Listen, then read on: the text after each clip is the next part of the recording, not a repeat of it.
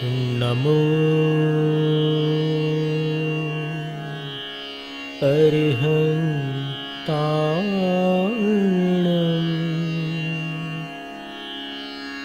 नमो सिद्धाणं नमो आर्याणं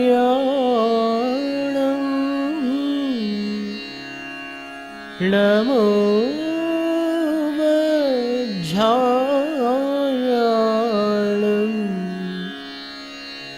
नमो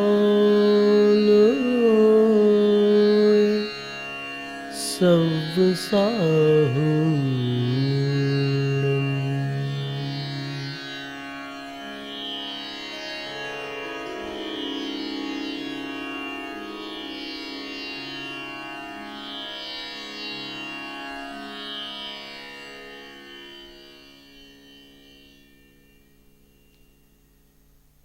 तत्वार्थ सूत्र के 7वें अध्याय का 7वां सूत्र। स्त्री राग कथा श्रवण तन मनोहरांग निरीक्षण पूर्वरतानुस्मरण वृश्रेष्ठ रसस्व शरीर संस्कार त्यागाः पंच उपाय है ब्रह्मचर्य की रक्षा के। पंच भावनाएं हैं ये। पहली भावना थी कर्णेंद्रिय से ऐसे विषयों को ग्रहण न करना जो अपने भीतर पाप उत्पन्न करें। दूसरी भावना थी आंखों से ऐसी वस्तुएं नहीं देखना, ऐसे दृश्य नहीं देखना जो अंदर विकार को जन्म दे सके। अब तीसरी है पूर्व रतानुस्मरण त्याग। पूर्व काल में जो रत है अर्थात कामक क्रीड़ा है, जो उस प्रकार की चेष्टा की गई है अतीत में, उसका अनुस्मरण बार बार स्मरण करना, इसको त्याग देना है।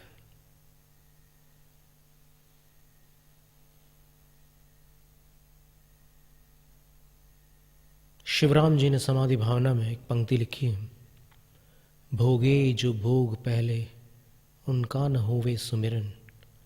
यहां पर काम की बात है।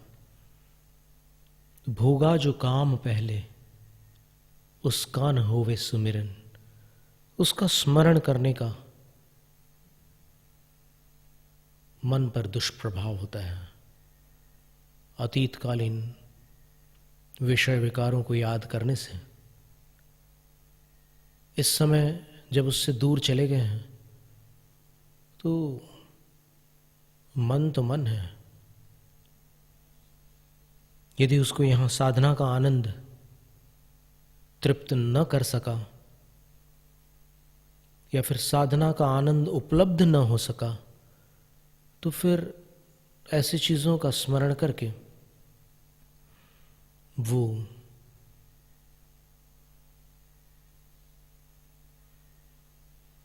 उन यादों में खो भी सकता है और गुजरे दिनों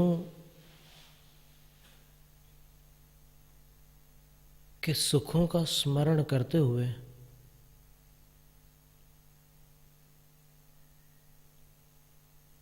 उसका रस भी ले सकता है मन से।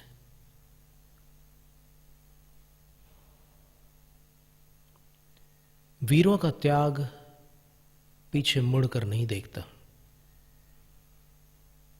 पर ये एक सावधानी बरतने की बात है। ये एक ऐसी भावना है कि उन चीजों को याद क्यों कर रहे हो जिनको असार मानकर तुमने खुद विरक्त होकर छोड़ा है। तुम्हें किसने जबरन छुड़वाया, किसने बाध्य किया, बाध्य करके संयम धारण करवाने पर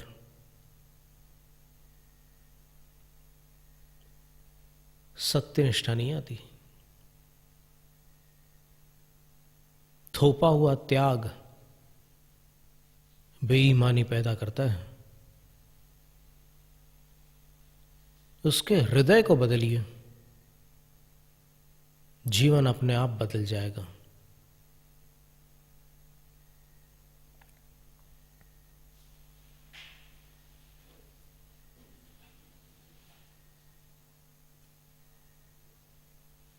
तो पुरानी चीजों का स्मरण करके भी मन विकृत हो सकता है, और इसकी कठोर परीक्षा का एक दृष्टांत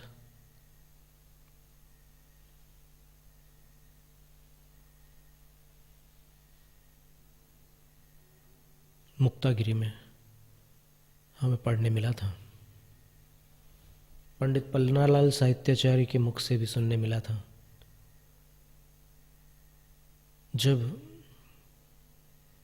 अंतिम श्रुत केवली आचार्य भद्रबाहु स्वामी हुआ करते थे, तो महावीर स्वामी के निर्वाण के पश्चात लगभग 162 वर्ष की अवधि में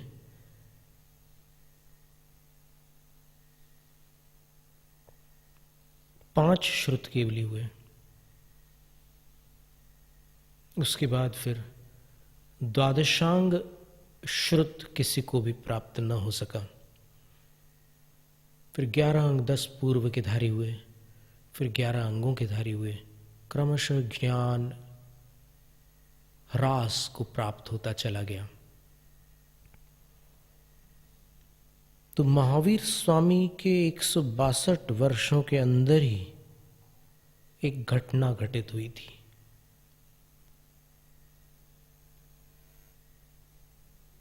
जब शुद्ध केवली भद्रबाहु स्वामी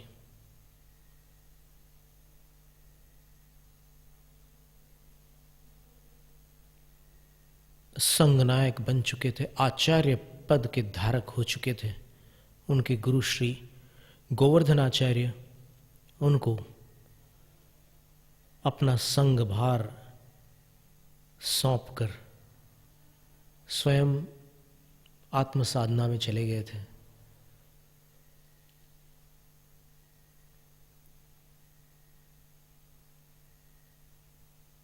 उस समय एक स्थूलीभद्र का वृत्तांत आज भी अनुस्मृत है, आज भी उसका बारंबार स्मरण किया जाता है।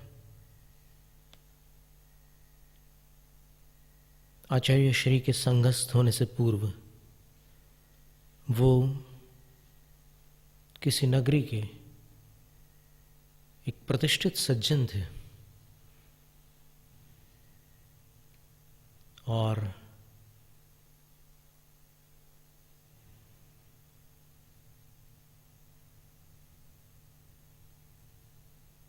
वहाँ की जो विभूतियां थी वो सब उनको प्राप्त थी।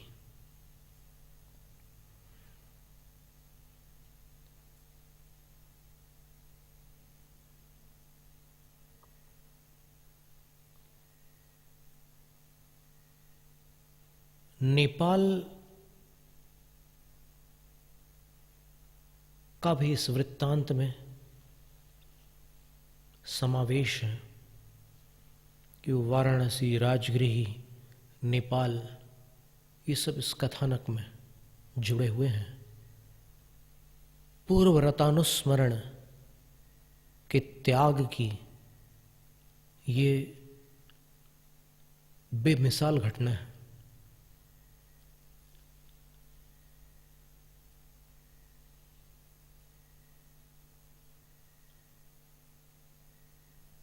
वो विषयों में आसक्त थे दीक्षा से पूर्व,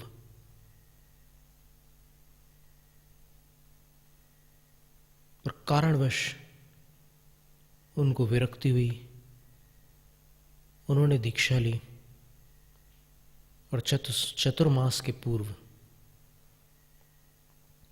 गुरु से अनुमति मांगी कि गुरुवर,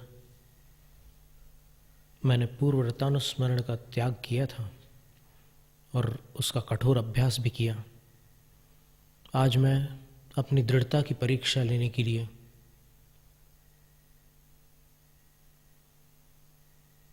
आपसे चतुर्मास की अनुमति मांगने आया हूं।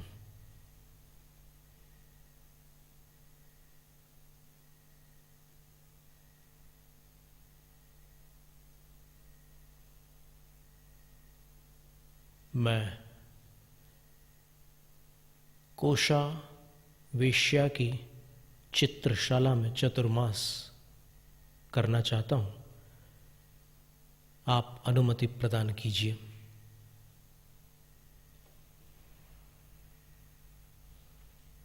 आचार्य भद्रबाहु स्वामी ने पल भर के लिए उनकी ओर दृष्टिपात किया और श्रुत केवली होने के कारण समझ गए कि इनकी मनोदशा क्या है,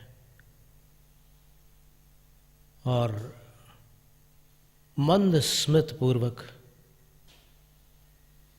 हल्की सी मुस्कान के साथ बोले, एवं अस्तु।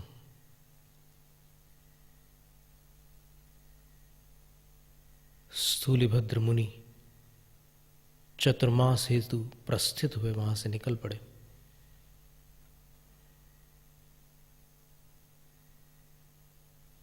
और इधर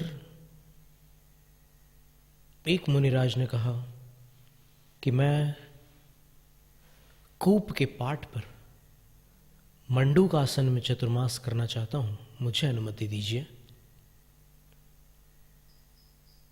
यानी कुएं के पाट पर सामने बिल्कुल गहरा कुआं है, उसके किनारे मेंढक जैसे आसन लगाकर चौमासा करने की अनुमति मांग रहे वो। गुरु ने उनकी ओर देखा और कहा कि ठीक है, कर लो। फिर एक मुनि थे, वो बोलते हैं कि मैं सिंह की गुफा के पास चतुर्मास करना चाहता हूं, मुझे अनुमति दीजिए। आचार्य श्री ने कहा ठीक है, कर लो।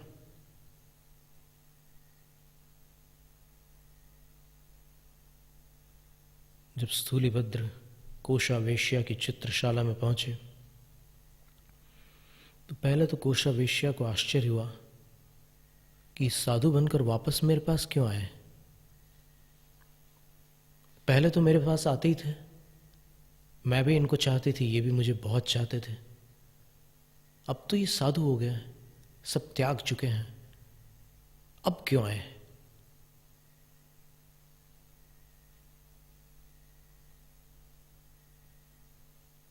उन्होंने अभिवादन किया और साधु की जैसी विनय की जाती है वैसी विनय करके पूछा कि हे साधुराज, आप यहां कैसे। तो बोले, मैं अपनी परीक्षा के लिए आया हूं, मैं यहां पर ठहरना चाहता हूं। वो कहते हैं कि यहां कहां ठहरेंगे आप। बोले, तुम्हारी चित्रशाला में।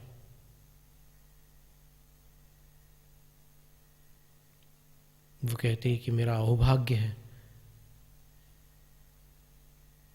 पर ये तो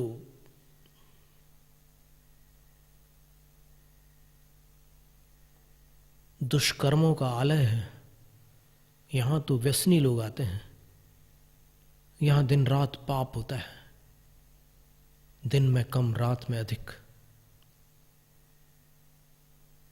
आप यहां कैसे रहेंगे, आप तो संत हैं। वो कहते हैं, मैं संत हूं, इसी की परीक्षा के लिए मैं यहां आया हूं। वहीं उनका चतुर्मास हो जाता है और सारे राग रंग के बीच सब कुछ देखते हुए भी स्थूलिभद्र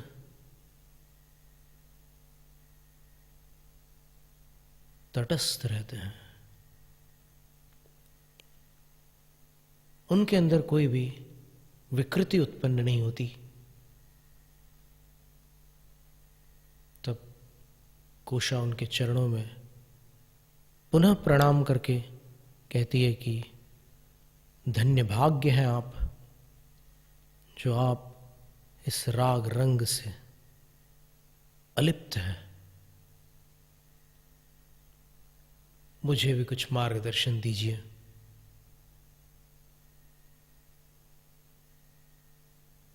वो मार्गदर्शन देते हैं और वो अपने योग्य जो उसको करना था वो करती हैं। उधर सिंह की गुफा के पास भी वो मुनिराज चतुर्मास करके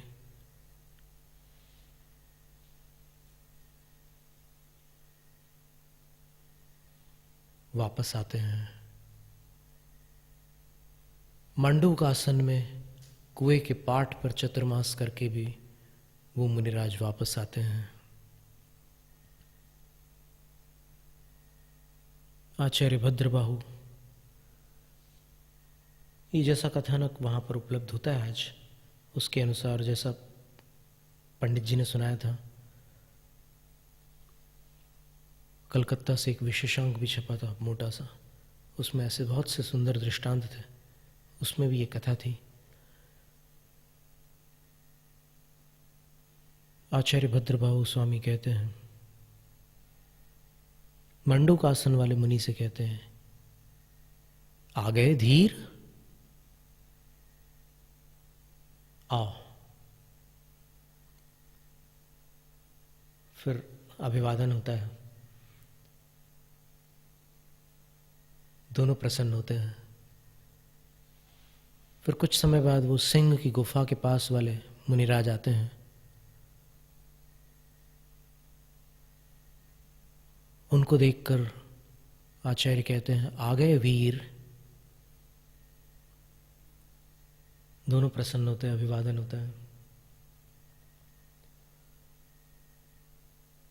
फिर जब कोशा वेश्या के यहां से वो मुनिराज लौट करके आते हैं, तब आचार्य कहते हैं, आ गए धीर वीर शिरोमणि,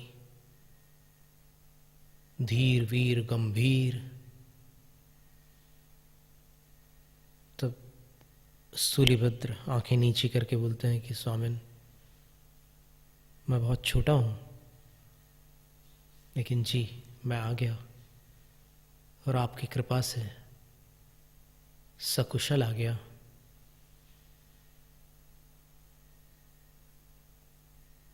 इस संबोधन को सुनकर मंडूकासन वाले मुनिराज को विकल्प नहीं हुआ।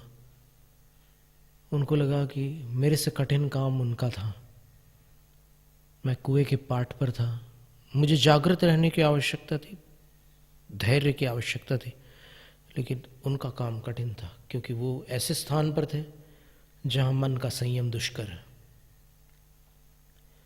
पर वो जो सिंह की गुफा वाले मुनि थे, उनको लगता है कि नहीं, सबसे कठिन तो मैंने काम किया था और मुझसे बड़ी प्रशंसा उनको कैसे मिली। आगामी चतुर्मास वो आग्रह पूर्वक वहां का मांगते हैं जहां के लिए आचार्य मना करते हैं कि नहीं, अभी तुम्हारी क्षमता नहीं। सिंह की गुफा के पास चतुर्मास करना वहां से सरल है। वो अंदर ही अंदर मुस्कुराते हैं, अचंभित होते हैं, कैसी बात कर रहे हैं आचार्य महाराज, और आग्रह करके फिर वहाँ चले जाते हैं। गुरु कहते हैं कि मैं इसकी अनुमति नहीं दूंगा, सम्मति नहीं दूंगा, लेकिन तुम्हारा आग्रह हो तो फिर देख लो। वो चले जाते हैं और चतुर्मास के कुछ ही दिनों में, पहले तो वो कोषावेश्या उनका बड़ा स्वागत करती है, लेकिन फिर आंखों से समझ जाती है कि इनकी आंखों में विकृति है। इसका आगामी सत्र आगे जारी रखेंगे। जैनम जयतु शासनम, जैनम जयतु शासनम, जैनम जयतु शासनम।